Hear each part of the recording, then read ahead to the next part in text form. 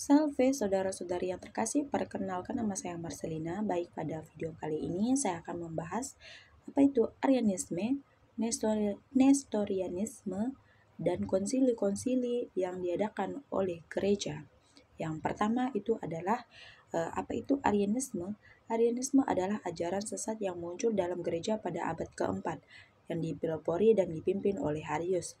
Menurut ajaran Arianisme, anak Allah diciptakan dari ketiadaan oleh Allah Bapa untuk tujuan menciptakan dunia. Dengan demikian, anak Allah tidak dapat bertahan selamanya.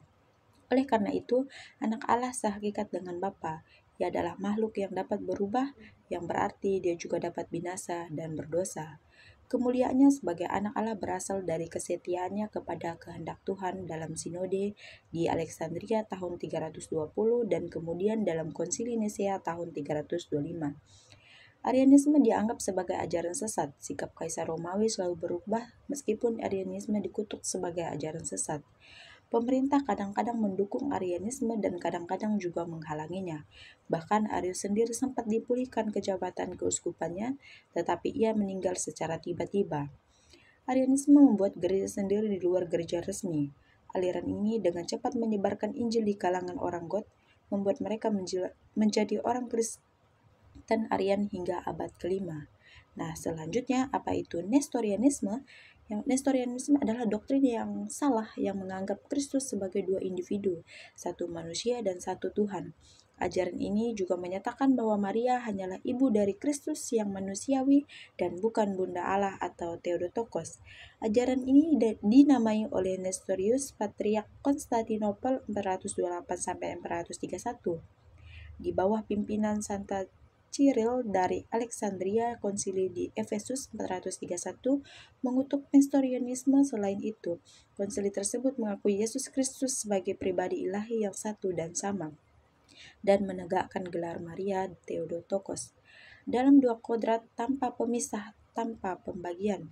Definisi Chalcedon 451 menyatakan bahwa Yesus Kristus juga benar-benar Allah dan manusia. Dikutuk, digulingkan, dan dibuang ke sebuah biara Nestorius pada tahun 436. Karya-karya Nestorius dibakar atas permintaan kekaisaran. Meskipun Nestorius dengan jelas menenteng penggunaan gelar Theotokos untuk Maria, masih dapat diperdebatkan seberapa besar dia benar-benar percaya pada ajaran Nestorianisme yang dikutuk. Nestorianisme adalah murid Theodore dari Mopuestia di Antioquia, Syria pada tahun 428. Dia menjadi Patriark Konstantinopel pada tahun 428. Ia mulai berkhotbah menenteng penggunaan nama Bunda Allah Theotokos untuk perawan Maria dan mengusulkan agar ia disebut Bunda Kristus, yaitu Christotokos. Ia membedakan antara aspek kemanusiaan dan aspek ilahi Kristus dan berpendapat bahwa Allah tidak dapat menderita di kayu salib karena Ia Maha Kuasa. Oleh karena itu, aspek kemanusiaan Kristus mati di kayu salib, tetapi aspek ilahinya tidak mati. Saingan politik Nestorius termasuk Cyril, Patriark Alexandria, memanfaatkan kesempatan ini dan menuduhnya menyiratkan bahwa Kristus adalah dua pribadi terpisah dengan pengalaman berbeda.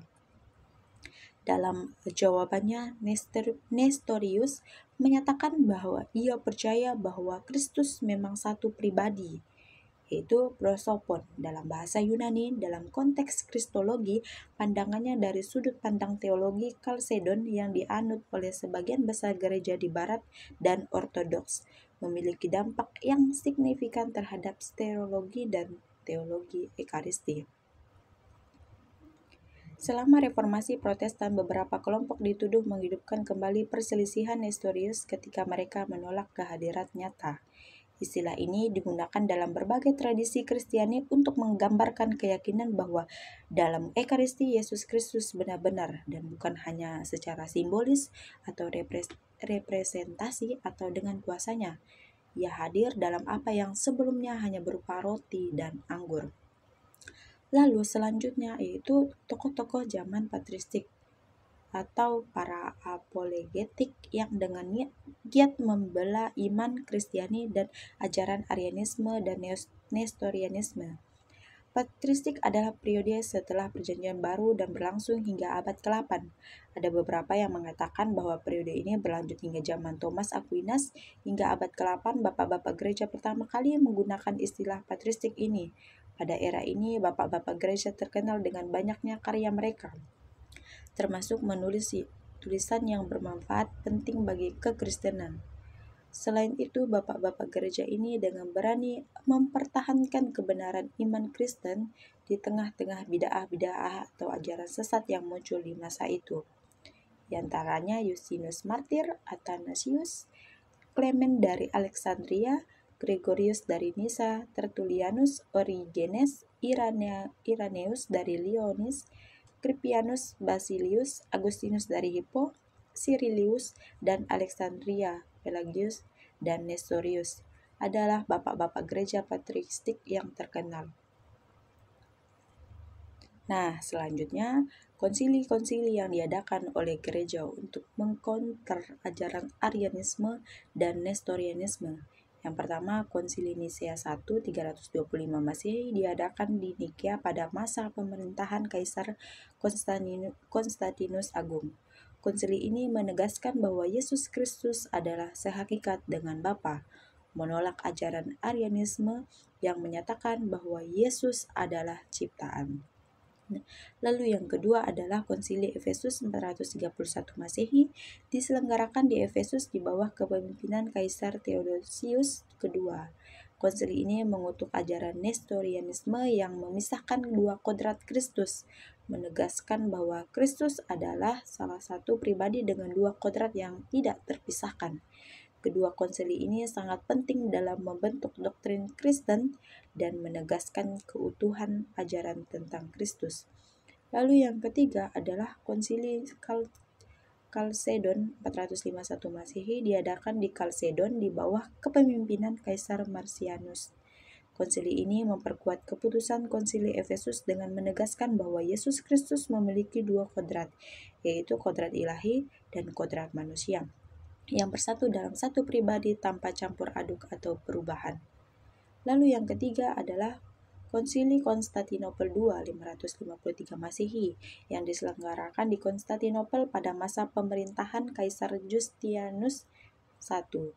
Konsili ini mengutuk ajaran yang dianggap sebagai penggulangan Nestorianisme dan menegaskan ajaran tentang kodrat Kristus serta menolak pandangan yang meragukan kesatuan kodrat ilahi dan manusia dalam diri Kristus.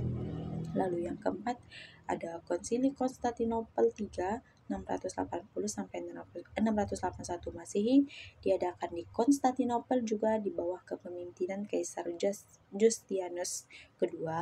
Konsili ini menegaskan bahwa Kristus memiliki dua kehendak, yaitu kehendak ilahi dan kehendak manusia yang berfungsi secara harmonis tanpa saling bertentangan. Baik, sekian video penjelasan saya mengenai Arianisme dan Nestorianisme. Semoga dengan video ini dapat membantu dan menambah pengetahuan kita. Sekian dan terima kasih.